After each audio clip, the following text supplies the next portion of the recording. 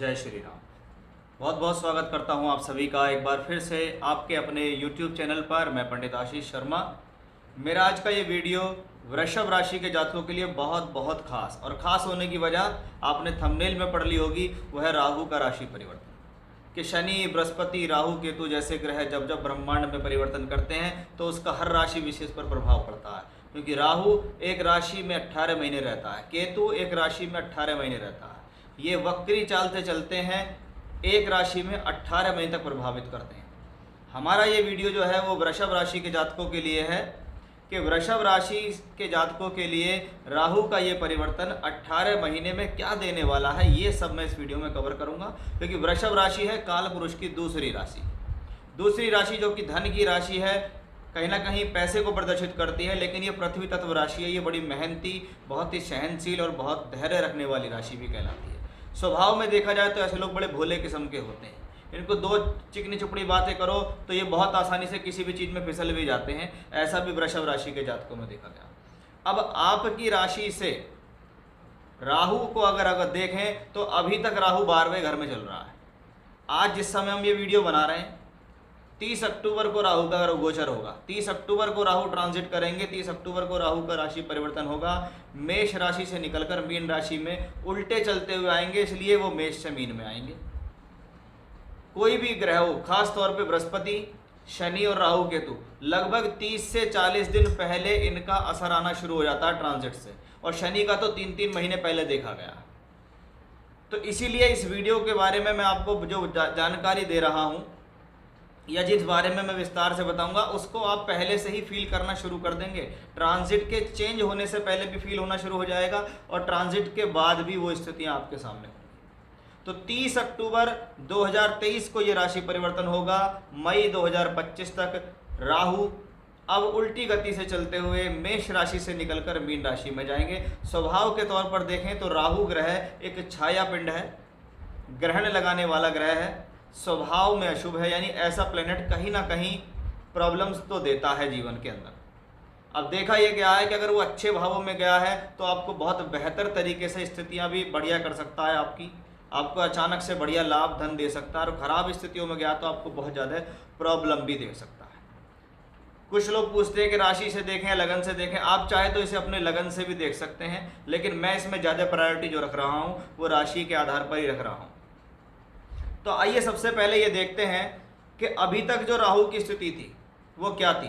पहले मैं आपको ये बता दूं कि इस वीडियो में मैं कवर करने वाला क्या हूं कि भाई राहु का मेष से मीन में गोचर का क्या प्रभाव होगा आपकी राशि पर। सबसे पहले ये बताएंगे आपकी राशि से 12वें से निकलकर 11वें घर में राहु का क्या प्रभाव होगा। राहु इस दौरान 3 नक्षत्र रेवती, उत्तरा भाद्रपद और पूर्वा भाद्रपद जो कि बुध, शनि और बृहस्पति के नक्षत्र हैं, इसमें आपका क्या फल होने वाला है और आपके स्वभाव पर इसका क्या असर होगा, आपकी प्रोफेशनल लाइफ, सभी तरीके से मैं इसको यहाँ बताने की कोशिश करूँगा कि राहु की स्थिति और दृष्टियाँ क्या आपको देने वाली है। जैसा कि आप सभी जानते हैं कि आपकी राशि से 12वें घर के अंदर राहु का ट्रांजिट चल रहा है। अब 12वें घर में राहु हो या राशि से 12वें घर में अशुभ ग्रह होता है तो वो कहीं ना कहीं चिंता देता है, अवसाद देता है, टेंशन देता है, अनिद्रा की शिकायत देता है, किसी न किसी प्रकार से प्रॉब्लम देता है। राशि से 12वें घर में अशुभ ग्रह गया है तो हो सकता है आपकी यात्रा हो उस दौरान आपने फॉरेन ट्रैवलिंग किया हो, आप घर से दूर चले गए हों, लेकिन स्वभाव में अशुभ होने के कारण इस ग्रह ने आपके जीवन में खर्च को भी बनाकर रखा है। वो खर्च बीमारी पर हो सकता है, झगड़े झंझट पे हो सकता है, कोर्ट कचहरी पे हो सकता है, फिजूल खर्च हो सकता है, आय के साधन और व्यय के साधन दोनों बराबर हो सकते हैं। जितना कमाया उतना चला गया, ज़्यादा भी कमाया तो भी चला गया। यानी कोई किसी के लोन्स में चला गया, किसी की ईएमआई में चला गया, किसी की पारिवारिक जिम्मेदारी में चला गया। यानी कुछ ना कुछ प्रॉब्लम होती रही। बृहस्पति के राशि परिवर्तन से कुछ उम्मीद रखी थी आपने, लेकिन उस बृहस्पति ने भी गुरु के साथ 12वें घर पे पहुंचकर गुरु राहु का चांडाल दोष बना दिया, जो कि धन के लिए बहुत शुभ नहीं माना जाता। यानी पैसे के लिहाज से देखें तो इसको कोई बहुत अच्छा कॉम्बिनेशन नहीं था कि एक तो धन का कारक बृहस्पति, ऊपर से चांडाल दोष में 12वें घर में लिप्त। इसलिए एक तो राहु पहले ही राशि से 12वें घर में ज़्यादा अच्छे रिजल्ट देता नहीं है क्योंकि वो अपने मित्र की राशि में नहीं है, दूसरा राशि से 12वें घर के अंदर है। इसका मतलब कहीं ना कहीं इस प्लेनेट ने आपके जीवन में प्रॉब्लम्स ही क्रिएट की हैं। यहाँ से बैठ के 4th हाउस को देखा तो घर की खुशियों में प्रॉब्लम दी। रोग स्थान को देखा तो रोग, ऋण, रिपू, झगड़ा, झंझट, कोर्ट कचहरी, परेशानी, ईएमआईज, लोन्स पे प्रॉब्लम दी। 8th हाउस पे दृष्टि दी तो कहीं ना कहीं पारिवारिक संबंध खराब हुए, ससुराल से संबंध खराब हुए, पैतृक संपत्ति से संबंधित प्रॉब्लम्स आई, बंटवारा ठीक से नहीं हुआ, आपके पक्ष में नहीं हुआ, या बहुत बार देखा जाता है पैसा इस दौरान आपका ज़्यादा फंस गया। तो वो सब चीज़ें यहाँ पर प्रॉब्लम में आई है। यानी कहीं ना कहीं अब राहु का जो ट्रांजिट चेंज होने वाला है 30 अक्टूबर को, वो आपके लिए क्या देगा कि भाई ये सारी परेशानियां आपने एग्जैक्टली अपने जीवन में झेली हैं। तो आइए देखते हैं कब इसका आपके जीवन पे और स्टेप बाय स्टेप क्या फर्क पड़ेगा, जिसके बारे में मैंने आपको बताया था। देखिए, सबसे पहले स्वभाव के बारे में बात करें तो राशि से 11वें घर के अंदर राहु गया। अब 11वां घर क्या है? इच्छा पूर्ति का भाव है। ये आपकी राशि से 11वां है, यानी कहीं ना कहीं ये ग्रह आपके जीवन में आपके कॉन्फिडेंस लेवल को तो बढ़ाता है, क्योंकि शास्त्र का बड़ा मोटा सा प्रिंसिपल है कि जब जब 3, 6, 11 भाव, 3, 6 और 11 भाव, जिनको त्रिषड आय भाव बोलते हैं, त्रिषड आय ये भाव इनको बोलते हैं, जब इन भावों में कोई अशुभ ग्रह जाए, सूर्य है, शनि है, मंगल है, राहु है, केतु है, तो ये उस भाव से संबंधित अच्छे फल देते हैं, क्योंकि ये वो भाव है जहाँ से आपको मेहनत करनी सिखाई जाती है। कि तीसरा घर, छठा घर, 11वां घर, ऐसे ही 11वां घर में आमदनी नहीं होती है, उससे पहले तो बहुत कुछ जीवन में झेलना पड़ता है, इन 10 के 10 भावों से गुजरना पड़ता है, तब 11वें घर में आपको फायदा मिलता है। ये 11th हाउस ऐसे ही वहाँ 11th नहीं बनाया है कि बच्चा यहाँ पैदा हुआ, यहाँ परिवार मिला, यहाँ कुछ सीखा, यहाँ कुछ पढ़ाई की, फिर जीवन में संघर्ष हुए, ये सब कुछ पद प्राप्ति हुई, अड़चने आई, भाग्य, कर्म, इन सब की जद्दोजहद के बाद आपको लाभ मिलता है। इस बात को वो लोग अच्छी तरह जानते हैं जो जीवन में पैसा कमाते हैं, और उनको पता है कि उन्होंने पैसा आज 30 साल की उम्र में पैसा कमा रहे हैं, तो पिछले 30 सालों में क्या किया, क्यों क्या किया, कितना किया, कितनी मेहनत की, तब जाकर उनको मिला। तो 11th हाउस का राहु आपकी इच्छाओं को कंट्रोल करता है। 11वें घर का राहु इच्छा पूर्ति का भी है, और वो इच्छा पूर्ति कैसे होती है? अत्यधिक मेहनत से इच्छा पूर्ति होती है। कि ये राहु 11th हाउस में गया है तो आपकी मेहनत को सफल और साकार करेगा। ये राहु 11th हाउस में गया है, आपके कॉन्फिडेंस लेवल को बढ़ाएगा। ये राहु 11th हाउस में गया है तो सोर्स ऑफ इनकम बढ़ाने में सक्षम है, क्योंकि वो वृद्धि का भाव है। और राहु जैसा प्लेनेट अगर एकादश भाव में ट्रांजिट कर रहा हो तो इसको कहते हैं अचानक से वृद्धि देने वाला ग्रह, अचानक से प्रमोशन दे दिया, अचानक से तरक्की दे दी। यानी ये बात तो तय हो गई है कि 11th में अगर राहु गया है तो वो अचानक से तरक्की देगा, लाभ के अवसर देगा, सोर्स ऑफ इनकम बढ़ाएगा, जीवन में आगे बढ़ने का आपको मौका देगा। राशि से 11th हाउस में राहु जाता है मीन राशि के अंदर, यह है बृहस्पति की राशि, और बृहस्पति का संबंध सीधा धन से जुड़ जाता है। यानी लिक्विडिटी, कहीं ना कहीं बहुत लोगों के जीवन में इस दौरान ऐसा भी होगा कि पैसा आएगा भी और पैसा बचेगा भी, सोर्स ऑफ इनकम बनेगा भी, सोर्स ऑफ इनकम बढ़ेगा भी और पैसा भी आएगा।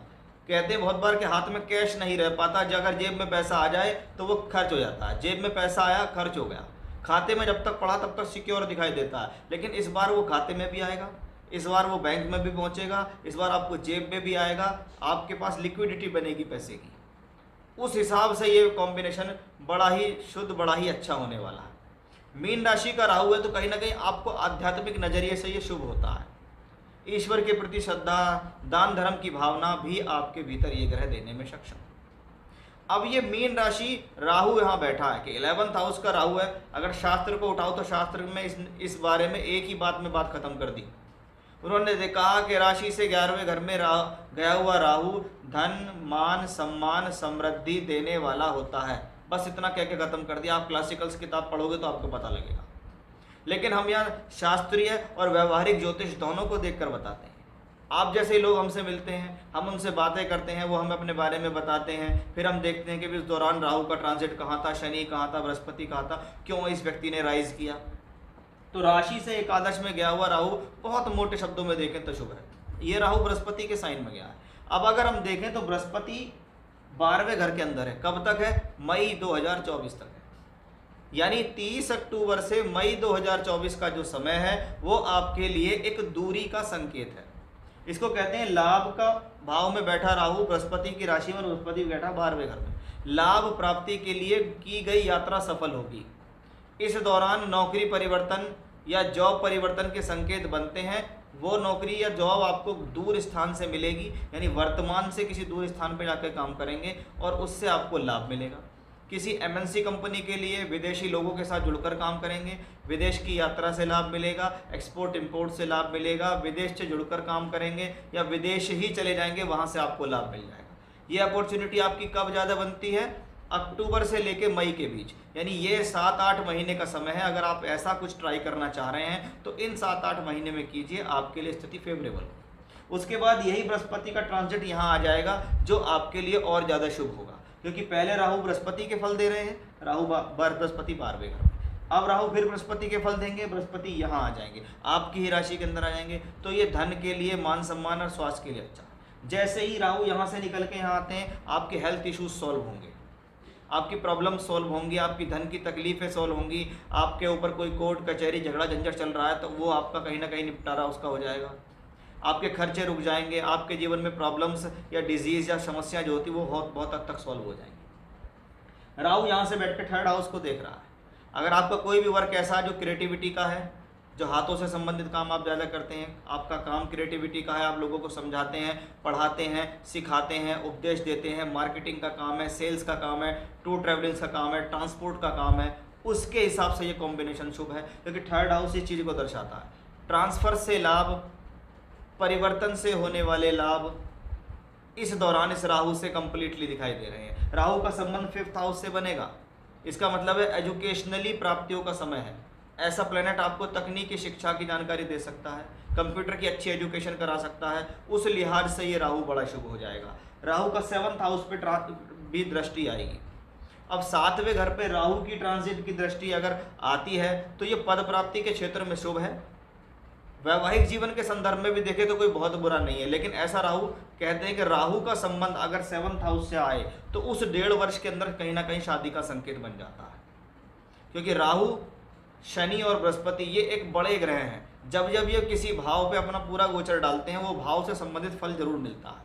शनि अगर किसी भाव को देखे 2.5 साल तक उस भाव से संबंधित एक्टिवेशन आता है, बृहस्पति किसी भाव को देखे तो 1 साल, और राहु अगर किसी भाव में बैठा हो या उसे देख रहा हो तो उस भाव से संबंधित फल 1.5 साल में आपको मिल जाते हैं। तो 1.5 साल में राहु 11th हाउस में बैठकर, हाउस ऑफ गेन, प्राप्तियों का भाव है, तरक्कियों का, यहाँ और यहाँ दृष्टि देता है, तो इन भावों से संबंधित भी अच्छे फल मिलते हैं।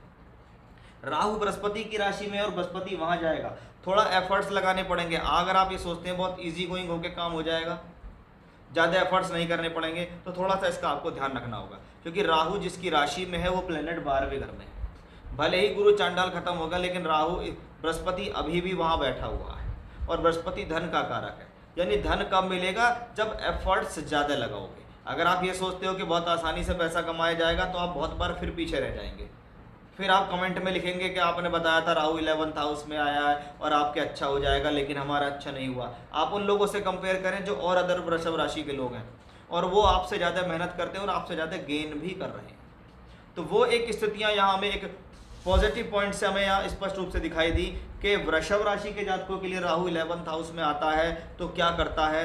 ये सारी चीज़ों के हमने कवर करा, साथ ही साथ कैसे होंगे राहु के ये 18 महीने, क्या क्या चेंजेस आपकी लाइफ में होगा और किन किन क्षेत्रों के लिए शुभ है, वो सब मैंने आपको यहाँ बताया है।